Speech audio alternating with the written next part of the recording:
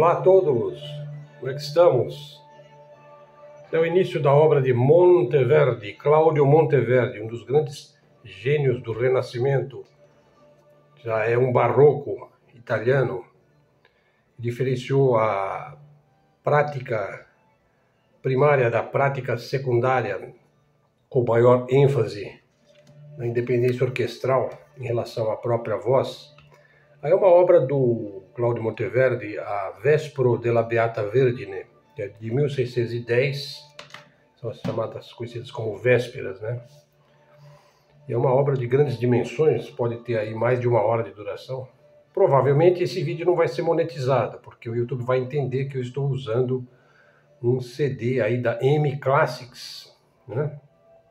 Se deve pagar direitos autorais de uma obra que foi composta em 1610, porque ela é executada aí pelo coro do King's College de Cambridge, né? E tem que se pagar aí para o regente, né? Para a orquestra, os cantores. É uma obra que eu já tive a oportunidade de cantá-la, né? Quando eu era jovem, era cantor de corais, fui regente de corais também. Mas vamos em frente. Veja, alguém escreveu aqui nos comentários, um seguidor nosso aqui, que faz comentários assim brilhantes. Ele disse o seguinte, mais ou menos o seguinte: o dinheiro físico não vai ser nada além, vamos dizer, no curto prazo, talvez no médio prazo aí, não vai ser nada além do que papel pintado, o dinheiro físico. E o dinheiro eletrônico vai valer tanto quanto areia na praia, né? Ou seja, muita areia e não serve para comer, né? Só serve para você pisar, né?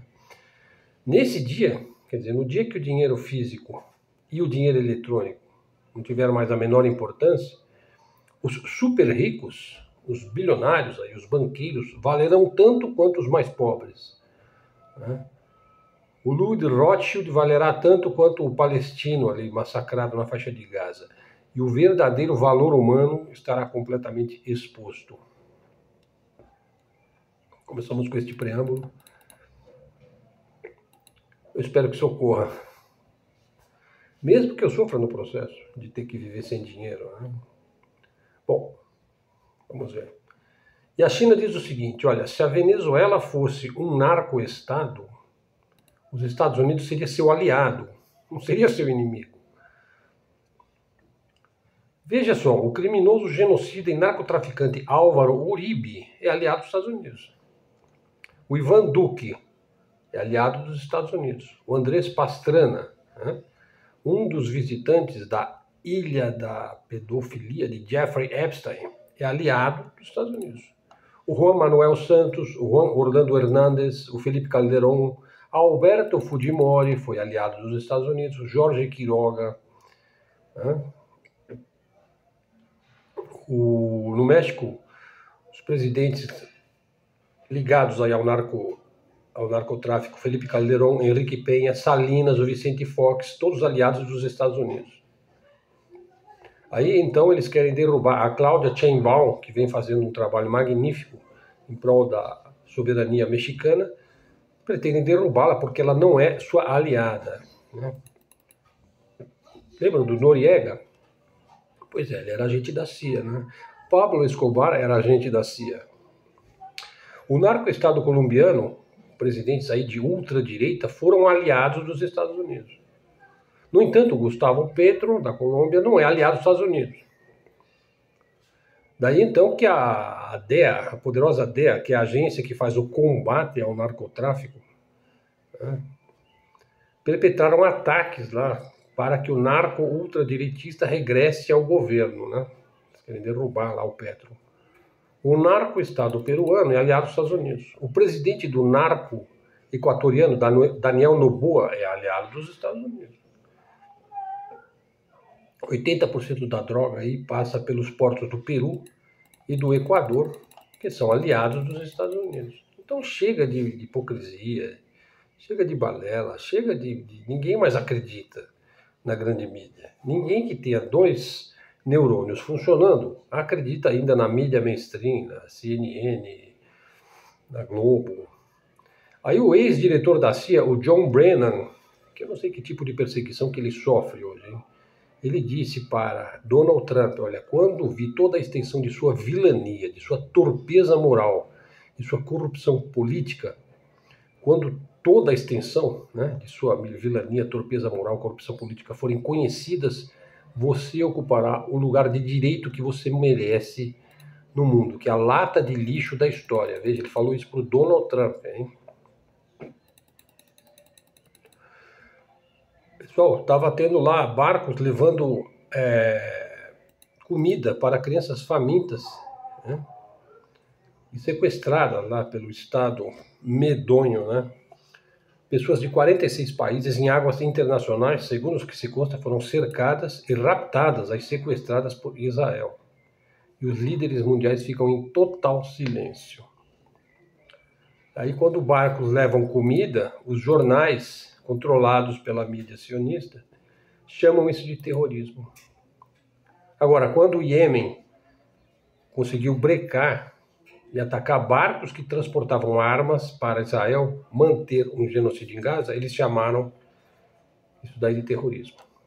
Quer dizer, você levar armas, os barcos iemenitas atacar barcos cheios de armas, isso é terrorismo. Agora, para Israel não, barcos que levam comida para Gaza é que são terroristas. É uma piada completa, né? Bom, e daí o Pete Hegseth, né, como vocês viram no vídeo de ontem, né, secretário da guerra, agora não é mais secretário da defesa, é secretário da guerra dos Estados Unidos. Temos o exército mais forte, mais poderoso, mais letal e mais bem preparado no planeta. Pronto, ninguém nos pode tocar. Né? Quando eles começam a bradar assim, bater no peito e se colocar assim como os reis, né, da força militar mais formidável da história humana, né? Suas 800 bases militares, sua marinha fantástica, seus submarinos imbatíveis, seus caças, seus mísseis, sua guerra eletrônica, seus satélites, enfim, os Estados Unidos é imbatível. Então por que eles não venceram, né, os Vietcongues, onde morreram mais de 4 milhões de vietnamitas? E depois a guerra foi para o Camboja, para o Laos, e foi ainda mais medonho, né? Por que eles não conseguem vencer guerrilhas? Por exemplo, por que Israel não consegue vencer uma pequena guerrilha incrustada lá no seio de Gaza, que detém lá, segundo se diz, 30, 40 reféns, eu não sei. E ele começa a descontar no povo, na população civil, crianças, mulheres, e seus rabinos defendem a morte de crianças. Que espécie de rabino é esse? Sim, porque tudo que não é, na concepção deles, tudo que não é semita, que eles dizem que só os israelenses são semitas, né? Tudo mais merece ser destruído, né? Porque não fazem parte do povo escolhido, da terra prometida e toda aquela balela da antiguidade, aquele dogma fanático. Então por que eles não conseguem vencer aquela pequena guerrilha do Hamas? Será que eles não querem vencer? Ou eles não querem os reféns de volta?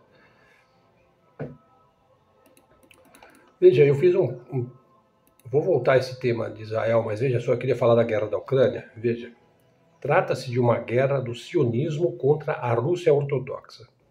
Quem não entende isso daí não entendeu nada. Vou repetir, a guerra da Ucrânia é uma guerra do sionismo contra a Rússia ortodoxa. Veja, é uma guerra religiosa, milenar. Vem desde o rei Bumlai. Eu já fiz vários vídeos sobre esse tema, hein? No século VIII. Acessem os vídeos sobre a máfia Khazar. Vocês vão entender todo o contexto histórico do que está por trás da guerra da Ucrânia.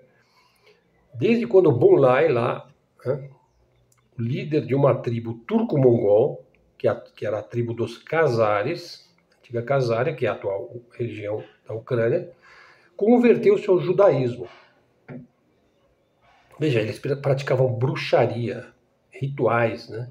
Eram raptores temíveis, né?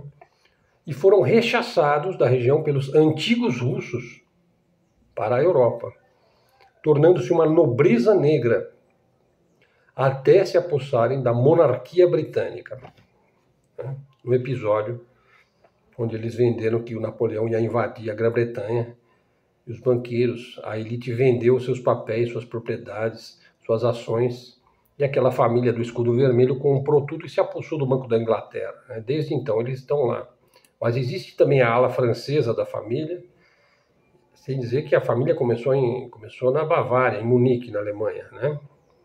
Existem 4 grandes alas nessa família. Então eles podem fomentar a guerra emprestando dinheiro para os 2 lados. Veja, na Revolução Russa eliminaram seu velho inimigo, o czar. Eles juraram destruir o czar. O Federal Reserve lhes pertence. Israel é seu cão de guarda. Todos os países do Ocidente lhes devem, de uma forma ou de outra.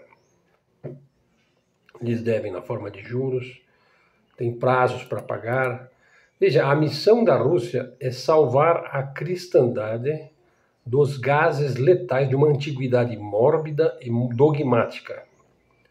O Zelensky, veja, o indivíduo sabidamente é um viciado e é um invertido, né? Eu não tenho nada contra, mas é um fato. É o arauto contemporâneo da malignidade casar.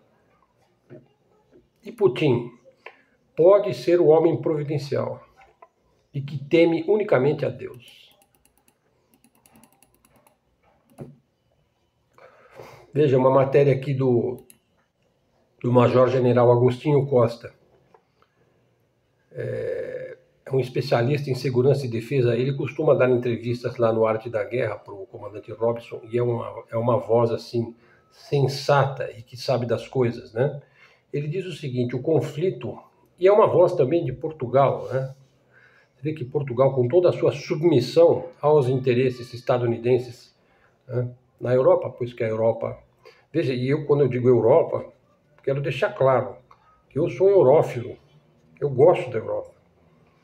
Eu fui treinado na cultura erudita europeia, na literatura europeia, o que não faz de mim um eurocêntrico, né? Mas é como diz São Paulo: em tudo e todas as coisas retende o que for bom, né? Então eu acho que a Europa também tem muita coisa boa, né? Mas enfim, por exemplo, o Major General Agostinho Costa, lá de Portugal, né, que faz uma análise geopolítica realmente fora de série. Ele diz assim que a Europa está se encaminhando para um panorama de tensão máxima. Veja, nós estamos justamente no momento aí em que a OTAN cercou um petroleiro, eu não sei exatamente em que região, talvez eu faça um vídeo sobre esse tema. Quer dizer, se ela já está impedindo o petróleo russo de navegar, né, você já tem aí uma porta aberta para uma escalada do conflito, né, Europa contra a Rússia, né? Sendo que não existe absolutamente interesse nenhum da Rússia em invadir a Europa. Ela só não quer a Ucrânia armada com armas nucleares na sua porta, né? Que é legítimo. Até porque a Ucrânia sempre foi da Europa, né? Sempre foi da Rússia, sempre foi russa, né? Quem criou a Ucrânia é um recorte feito pelo stalinismo, pelo Stalin, né? O Agostinho Costa emite um aviso solene: a Europa navega em águas perigosíssimas. A possibilidade de um incidente de grandes proporções, com um poder de contaminação capaz de expandir dramaticamente as frentes de batalha, é agora uma ameaça credível, possível. Estamos perigosamente próximos do precipício, ele diz. Um único episódio pode funcionar como rastilho para alastrar as chamas da guerra. Então essa atmosfera aí volátil, né, é alimentada pela estratégia do presidente da Ucrânia, o Volodymyr Zelensky, altamente protegido pela elite europeia, que por sua vez obedece os ditames de Washington, né? Então ele adota aí o Zelensky, que é um Jázaro, né? Ou seja, ele defende lá dos casares, ele adota aí uma postura que fragmenta e neutraliza de forma ativa as capacidades da inteligência ocidental, né? Semeia a confusão, né? Bom, então ele observa aí uma evolução, né? Por exemplo, inclusive em Portugal, né? Na postura aí do antigo primeiro-ministro português, o Antônio Costa. Será que ele acordou aí para essa realidade incontornável das ameaças à segurança? A sua análise vai longe, né? Sublinha aí o próprio conceito de defesa da Europa, né? Veja, ele diz o seguinte: a proteção da Europa é hoje um quebra-cabeças estratégico de uma imensa dificuldade. Os modelos do passado já não se aplicam. O mundo sofreu uma mutação. Para finalizar a sua análise, que eu recomendo a vocês, o major-general aborda a questão dos armamentos. Então ele diz que a Ucrânia não possui a expertise ou infraestruturas para lançar mísseis de cruzeiro Tomahawk.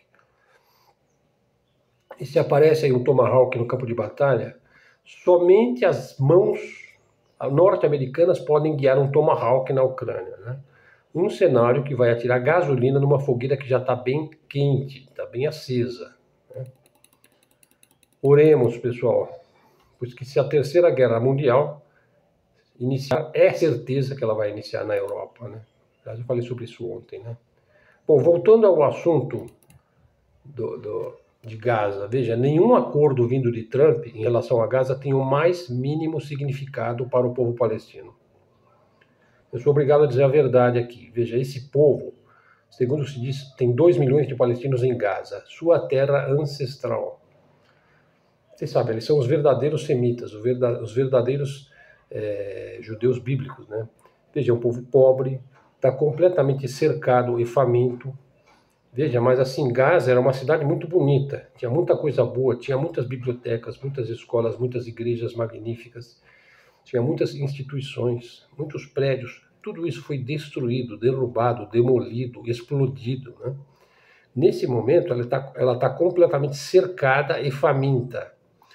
Gaza foi condenada ao extermínio pelos ricos israelenses. Nada vai mudar este fato.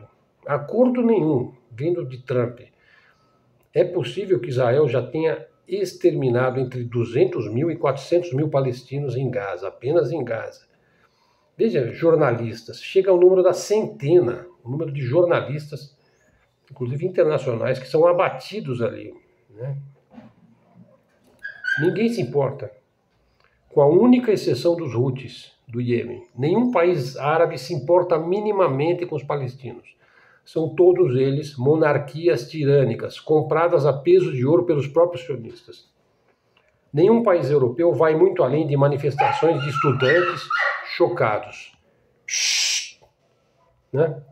Aqui no Brasil, veja, com a exceção do Rui Costa Pimenta, do PCO, e do Breno Altman, né, do canal Opera Mundi, ninguém dá mais mínima importância, ou sequer sabe do que se trata, ou tem uma visão distorcida pela grande mídia.